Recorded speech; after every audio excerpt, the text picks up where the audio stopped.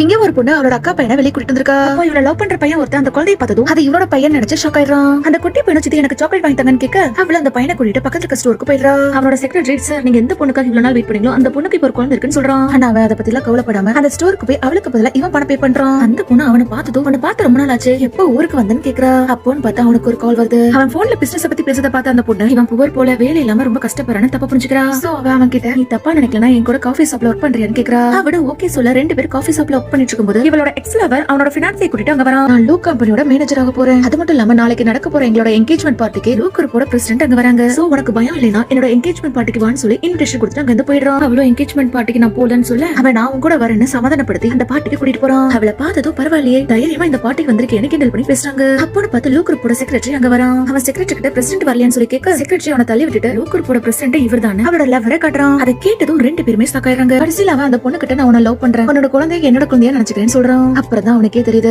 அது அவளோட அக்கா பையன். அதை கேட்டதும் அவன் ரொம்ப சந்தோஷப்படுறான்.